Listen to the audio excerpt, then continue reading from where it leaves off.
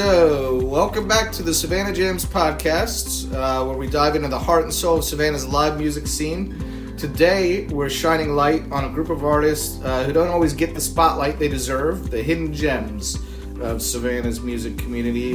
These are the up-and-coming musicians, the one hustling to make their mark in the city that's packed with talent and big names. Why are we talking about this? Well, we're talking about the challenges they face, like how to build a loyal following, how you get noticed in a competitive market, and how to create a unique sound that sticks with people. But we're also talking about their drive, their creativity, the ways they work and are working to carve out their place in the Savannah live music scene. So joining us today is one of those hidden gems, Justin Vreeland. Thank you for being with us. Thank you, Scott. Yeah, thank you. Justin is a talented singer-songwriter and guitarist who blends folk, blues, and rock into something truly his own. Justin's here to share his journey, the ups and downs of being a rising artist, and what fuels his passion for live music. So sit back, relax, and let's get into it.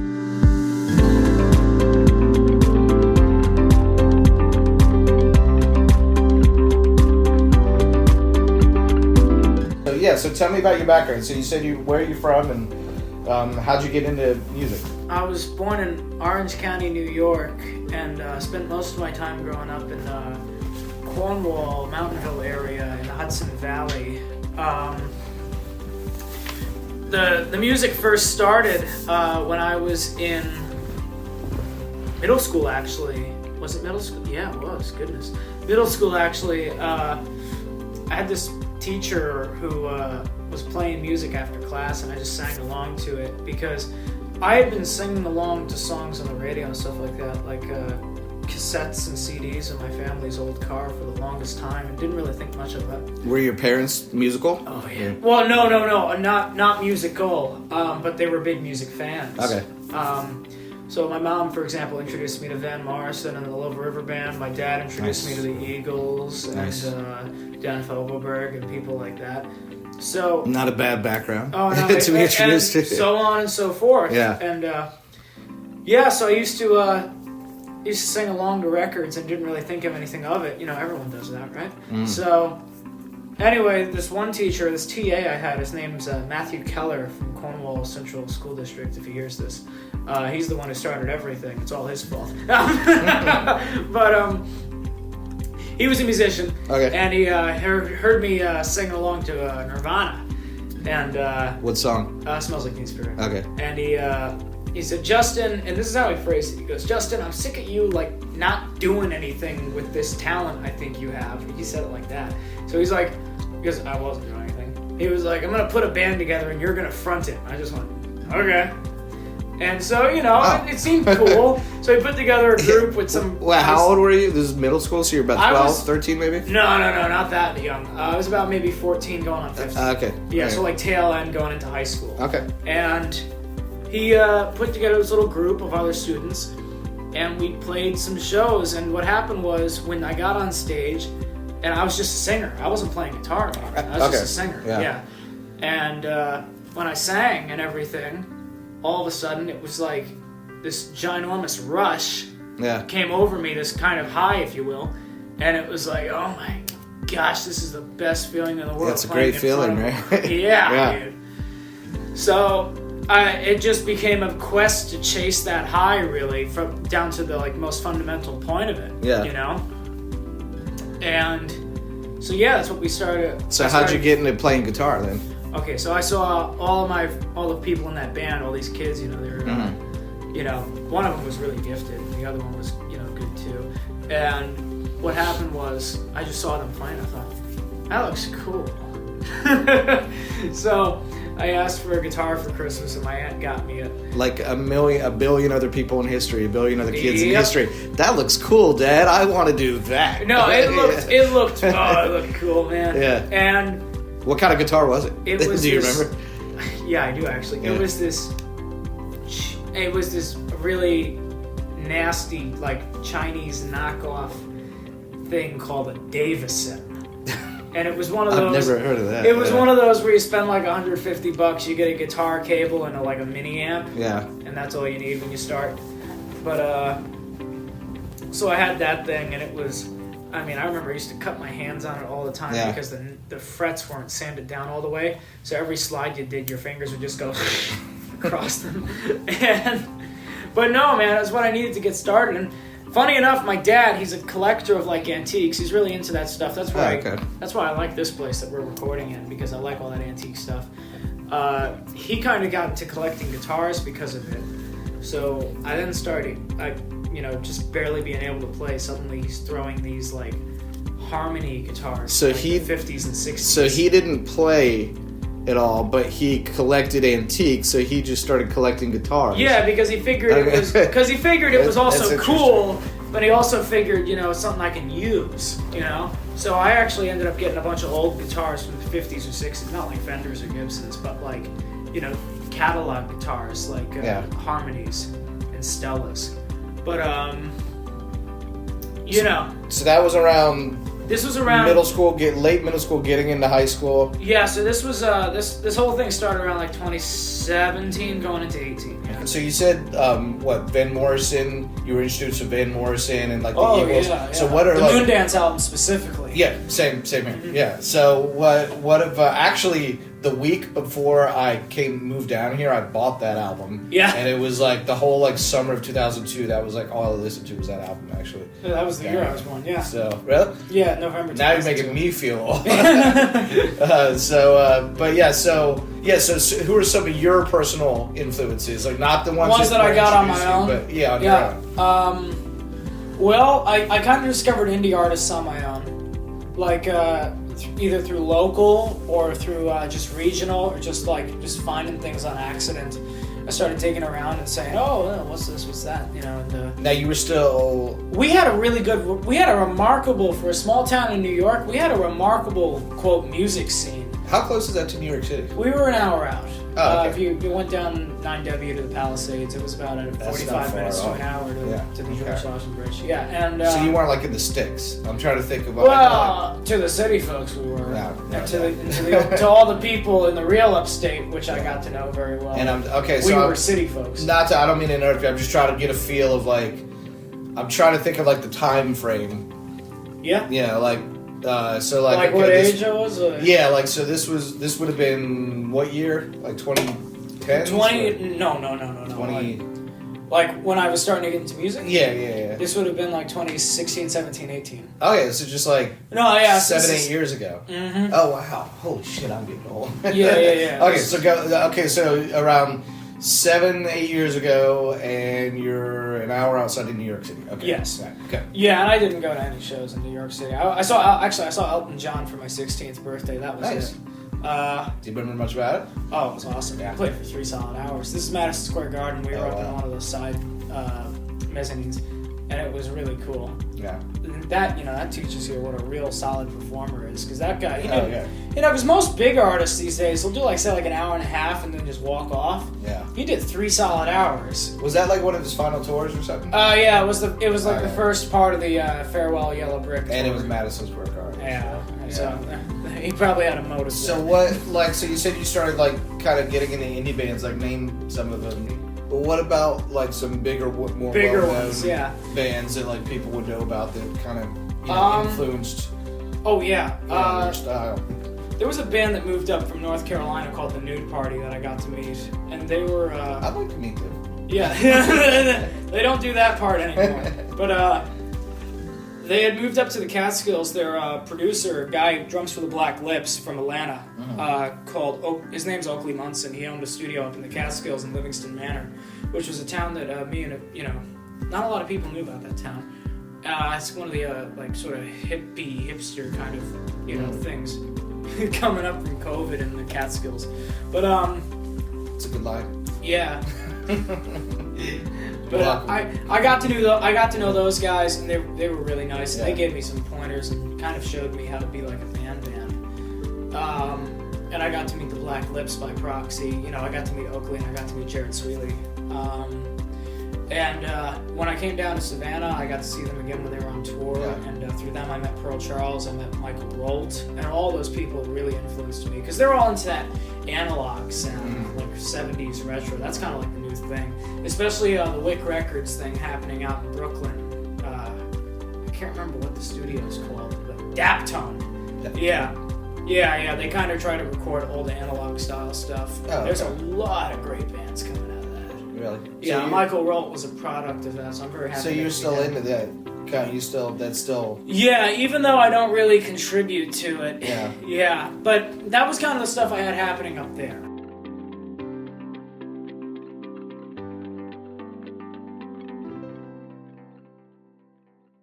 Anyway, I toured SCAD one weekend, and I just saw Savannah as a city, and I just thought, oh my gosh, this is something straight out of a fairy tale. Yeah. Like, I had never seen any kind of city that looks like this. Yeah. What month was it? November. Was it November? Yeah, I think it was November. So still, the fall is my favorite season in Savannah. Mm-hmm. I just thought it was incredible. So I started at SCAD in September of 2021 for interactive design game development. Huh. And that's funny because quite a few artists have, like, that's how they got, it's like, oh yeah, I visited Savannah, fell in love with Savannah, and then just decided to move here and just start gigging. Well, so what happened was I of course the bug had been planted in me that I wanted to perform, and I had been writing songs. I started writing and recording stuff in my basement and everything, and my parents had helped me get the equipment and everything, and they just let me go buck wild, especially during the pandemic. Oh wow! Like, so talk to me about, like, once you got here, like, going out and about, like, who'd you, what bars, what places were you going to? Who'd you meet? Well, I wasn't 21 then. I had turned freshly 18, so I was 17 when I got here. Well, anyway, so you're out and about. I would walk into bars, and I'd only walk in at daytime hours because I couldn't get in at nighttime. Of course. So I would ask who's booking, and I learned how to make business cards and things like that. And I was really shy back then because I didn't know who, what, where, and what. Yeah. So it was like, do you do music here? Just kind of like really unprofessional sounding. Yeah. And cut and dry, repeat that process for about 30 bars. Mm. And meanwhile, in the meantime, I was like, well, I gotta play somewhere. So so that brings me to, so you had already made the decision that you were that I wanted to play. Yeah. And that's all, I just wanted to play. Now, did you think you were good enough? I thought somebody tell you were good enough? Or like, a lot of people up north told me I was good enough, that I had a talent that, just had to be refined, because I had played shows in New York. These were like high school, like they weren't very professional. Yeah. I didn't even know I could get paid, So it's nice. Yeah. It's a nice perk. Yeah. Actually, I didn't know you could get paid at venues until a guy named Mark Henderson turned me on to this winery gig in New York and brought me on, and that was a lot of fun. But anyway, so we played. I started just busking on the streets. Okay. Yeah, River Street was my street of choice. I would busk on one of the squares between, right under the Cotton Exchange, between, Vic's and Wet Willie's. And I remember seeing people pulling into the warehouse to play their shows and stuff like that. Yeah.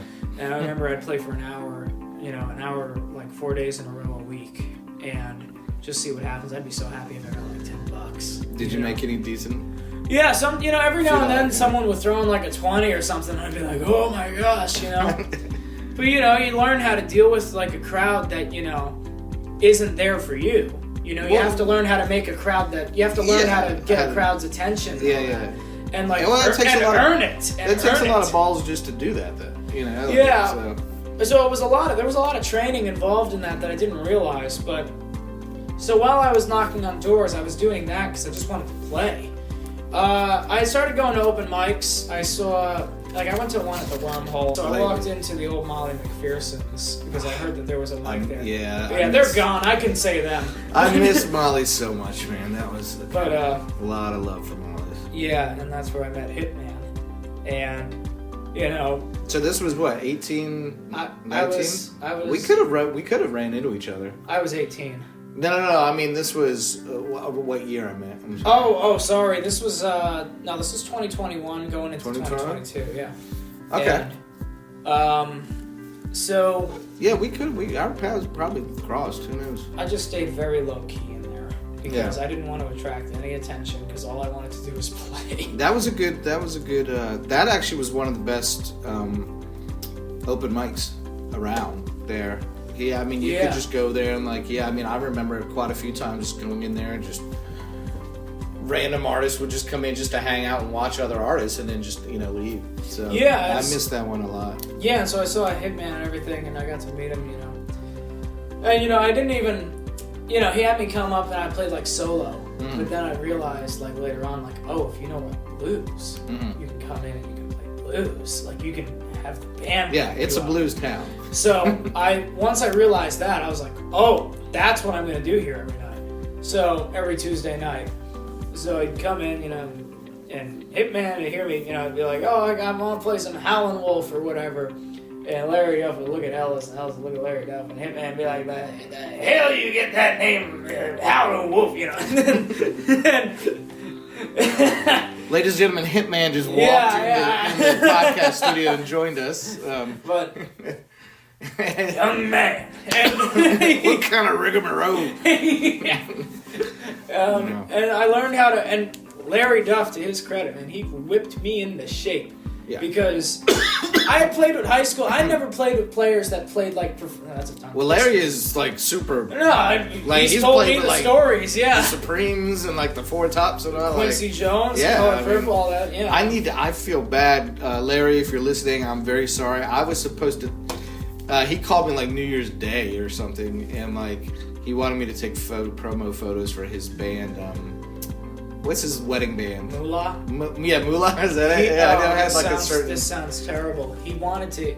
Warren Hickman came to one of the Molly gigs, right? And he and Larry had seen me playing, and they thought, this would be great to get him in this group and everything. So it was arranged that I would start practicing with the band. It was fun. Okay. I'd never been in a professional group before. They wanted me to be one of their guitar players. Oh, wow. Yeah, I think, maybe not. Yeah, I was one of them. I was one of two. Yeah. I can't even remember that stuff now. But it was fun because it's like, oh, I'm rehearsing with like professionals, But a bunch of circumstantial stuff happened. I had nowhere to stay and everything, and I couldn't really like go anywhere. This was during the summertime. Yeah. And, no gigs were getting booked or anything that I could chart. So I had to abruptly leave the group, but I was very thankful for that opportunity. That was the first time someone considered me professionally, How'd it feel? It felt pretty good. I mean, it kind of fell out of my depth because I don't usually play that kind of music. They were playing a lot of like soul and funk and really cool stuff. But it made me like diversify my sound a lot. Well, that's good. That's a good thing. But anyway, finally, I had been knocking on enough doors, and I went to Island Sports Bar in Wilmington Island. Yeah, which is not around anymore. Not around anymore. There was this couple there, and everyone thinks they own the place because they were like the faces of it. Mm-hmm. Rob and Katie. And I walk in, I'm like, hey, I'm looking for Rob or whatever, because I call on the phone. Like, oh, I'm Rob, but you should talk to Katie about booking. Okay, so Katie comes walking out with the calendar and everything. And bear in mind, every venue I talked to prior was like, oh yeah, leave your business card. Oh yeah, go to this email. So this was like your first, like, oh my god, it's actually happening. Yes. Like yes. And she came right out all smiles, like, hey Justin, yeah, okay, yeah. Well, what's your calendar look like? Yeah. So I'll do this. I pencil in this date somewhere in September. I'll be free. And I had a group then. I had these two other guys who went to Georgia Southern, and that's all I'll say, because. Okay. I had devised a set list for us to practice over the summertime because this was like the tail end of school, and I was going home for the summer.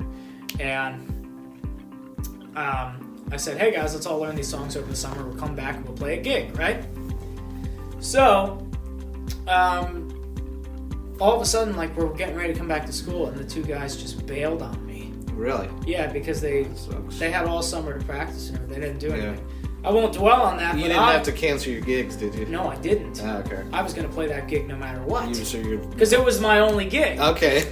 And so I went to Katie. I said, is it possible? So this was your first actual ever gig in Savannah. Okay, what year was this? Oh gosh. 21, 22? No, this was September 22. Okay. And all right. What happened was, I went to Katie. I said, my band just bailed on me. Could I play solo? She goes, sure. Yeah. I go, okay. So I went and played solo. Yeah. And I played for 3 solid hours. How'd it go? Well, I didn't even take a break or anything. I was so scared. I wanted the job so badly, and I didn't know what any of the protocols were or anything, that it was just like, okay, I need to play for 3 hours straight. Yeah. And that's the end of it. And they paid me at the end and everything, and they're like, Justin, you played for 3 hours. You didn't take a break or anything. I was like, oh, I just really wanted the gig, thanks. You know? And so I became a regular performer there, and I guess, I mean, I kept knocking on doors, obviously, but, you know, I guess through that and whatever else, you know, other venues had heard about me, and they started hiring me. I couldn't tell you what the next one was, but I started getting in touch with Bucky Bryan, and once I had those gigs under my belt, I was really able to sort of get through, because I tried, okay, this is going to sound, all right, Bucky, if you're listening. No, it's, but, I mean... You know, it was tough to reach out to him the first, by the way, he's one of my greatest allies in Savannah, he's given me so much work, but it was tough to reach out to him for the very first time, because, you know, I said to Hitman one night at Molly's when I was still, I was like, you know, hey, Hitman, what do I do to play all these gigs that, like, you play, like solo gigs and stuff like that? Or, you know, play the places that you play, right? Because you know, you're like, well, you talk to Bucky. Yeah. You know? Well, Bucky, well, I mean, because he does, like, you know, Churchill's, River Churchill's, House, Wexford, Shrimp Factory, yep. Wexford. Yeah, he does. Yeah, he does a lot. So Midtown.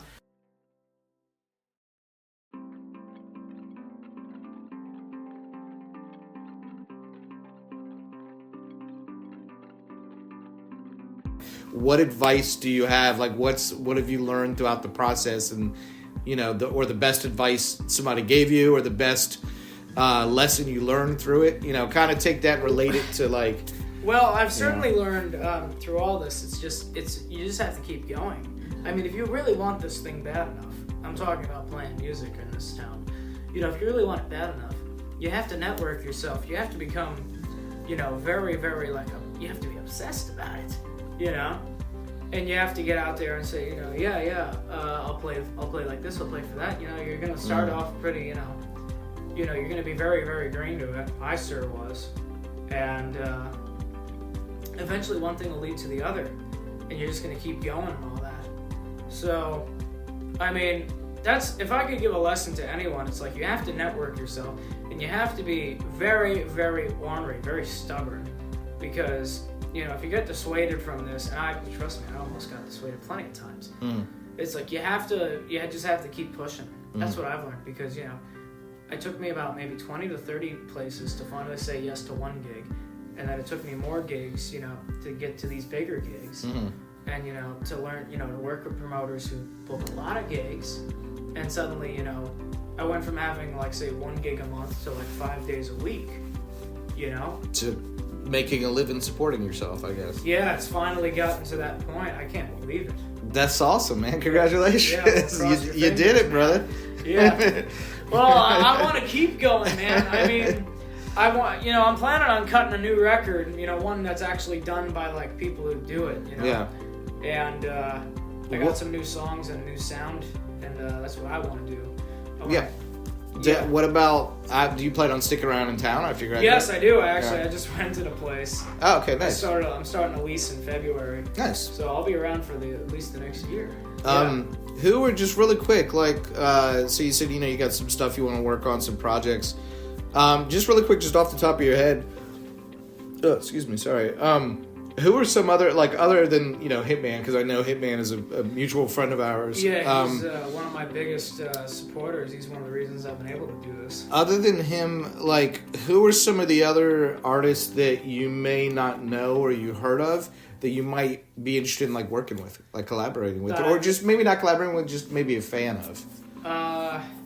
When I got here, I was a big fan of the bands that Ty Thompson was in, called Black Hat and, like, Donna Hypnotics Savage.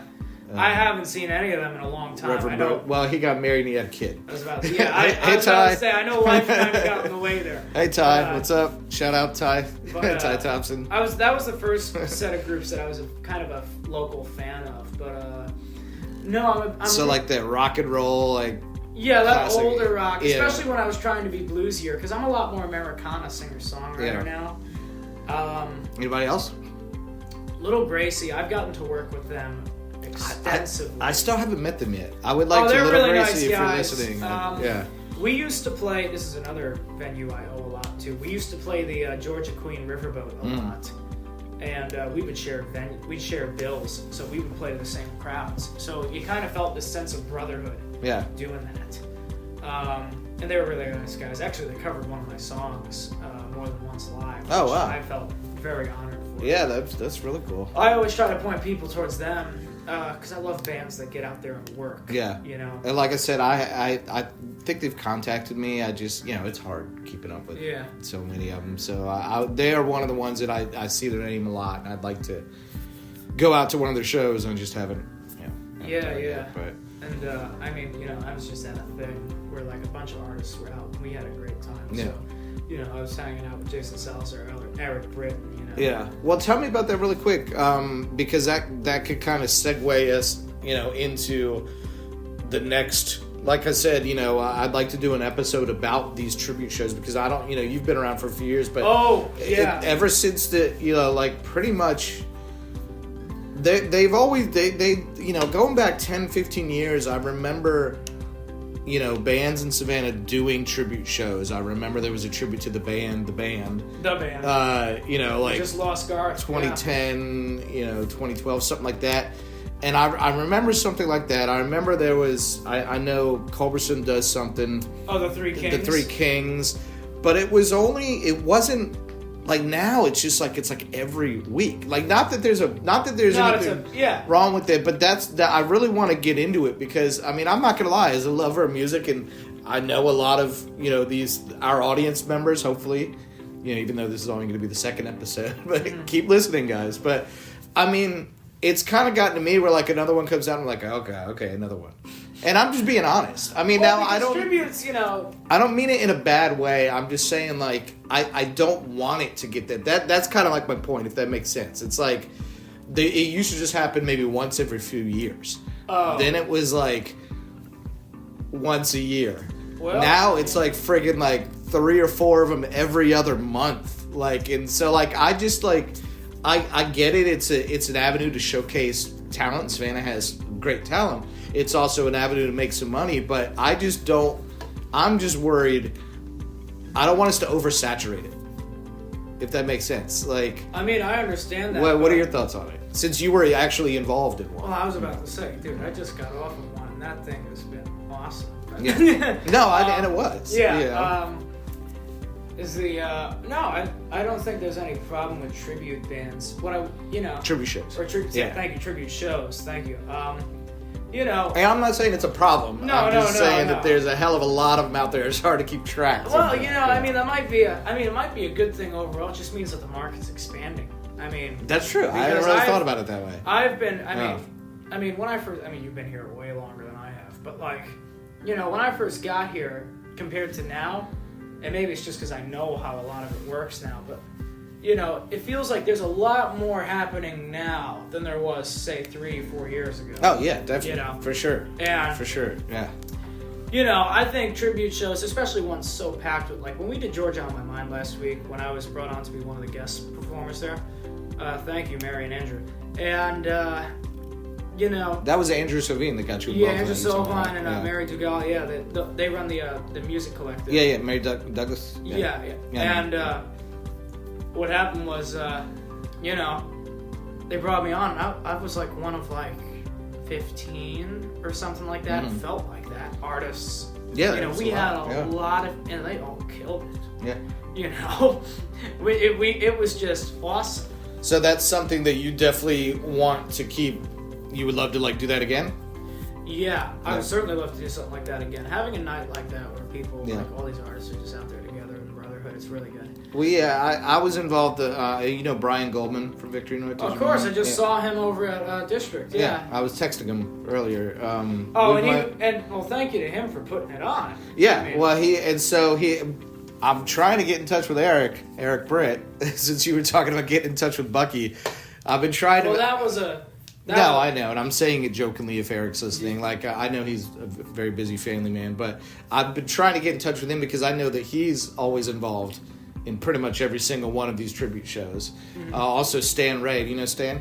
Oh, of course. He was on the bill with me. Yeah. He's the one who actually announced me and brought me up on stage. Okay. I played it. Okay, here's another shout out. Yeah. John Brannigan at Coxburg Productions. Of course, yeah. He, well, oh my gosh, he's one of my biggest promoters. I played twice with an old band that I was fronting at the old Coxburg Grill when he was still doing it as the restaurant. Yeah, I played there twice. I missed that. And he loved it, and so he just offered that I play the Tybee Post Fest in 2023, and which was at that point the biggest gig ever, because I got to say I shared a bill with Everclear and the Spin Doctors and Keller Williams. That was so much fun. It felt like a rock star for a day. And then last year, he had me play a split bill at the Post Theater with Stan Ray's Soul Satisfaction. Yeah. So I got to meet Stan through there, and then he's great. Suddenly we're all on the same bill for Georgia on My Mind. Yeah. And it's like, oh my gosh, wow. Yeah, Stan is here with these guys. Stan's incredible. Yeah, he's very, very gracious, very nice guy. But I reached out to all three of Brian, Eric, and Stan, and I wanted and Matt Eckstein. I don't know if you know Matt. So I reached out to them. I really, that's why I'm kind of hoping the next episode could be about that, could be about the tribute shows. So I wanted to talk to the people who are involved, because I know that basically those four are involved in pretty much every single one of them that come out.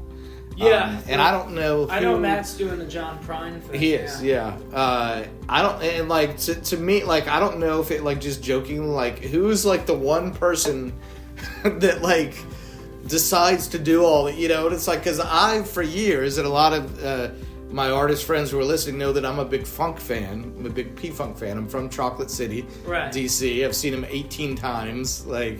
So I've been wanting to put on a tribute to P-Funk, a tribute to the funk, to Sly, gosh. And like obviously I would love to get Voodoo Soup, Big E involved in it. So he was one of the first guys I met. Yeah, whoever's listening and whoever puts on all these tribute shows, you got to do one for P-Funk. Okay, and promise me that I don't know if you are a fan of P-Funk or know any dude, P-Funk Nation, yeah, man. I got a video. Flashlight. Yeah, I was into that stuff. John Morris playing Maggot Brain, and you're in the background. I got a video of that. Oh, yes, he does that all the time. From last fall. John's great, yeah, he would, that's his song of choice when he leads at the... I haven't seen him. Although I'm mad at him today because he was talking... Well, he's an Eagles fan, and he was on Facebook rubbing it in today. And he does. I've had to deal with it. It's all right. We're still friends. But, yeah.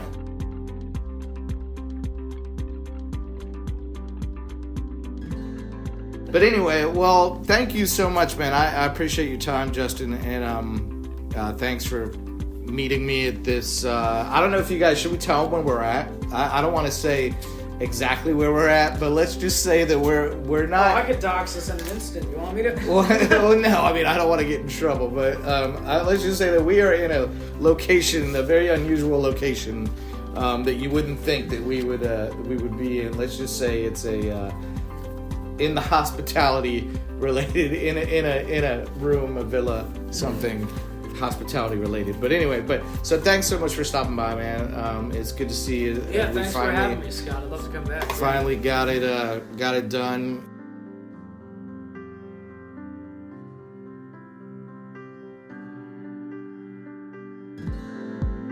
Hey guys, thanks for tuning in to the Savannah Jams podcast for episode 2.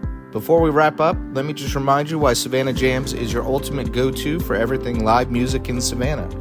We've got Savannah's most comprehensive live music events calendar, featuring over 170 events on any given day, complete with photos and videos of the artists performing at your favorite venues. Plus, our interactive aerial Zoom map makes it easy to find the perfect event no matter where you're at in the city. Dive deeper with our media-rich directories, showcasing over 130 venues and 160 plus artists, and explore our blog, packed with more than 70 artist interviews, opinion pieces, guides, and spotlights. Not to mention, we've got hundreds of HD video clips of live performances to let you relive a magical night or preview your next night out. And we're just getting started, so stay tuned for exclusive event recommendations every week with the Weekly Beat and the Weekend Jam Zone. Plus, this is our brand new podcast, so keep listening. And we're also excited to announce that the Savannah Jams app is dropping next month. And Savannah Jams isn't just a website. It's the heartbeat of Savannah's live music scene. Whether you're an artist, a venue, or a fan, it's your backstage pass to everything that makes live music in this city so special. So check it out at savannahjams.com. And until next time, keep jamming.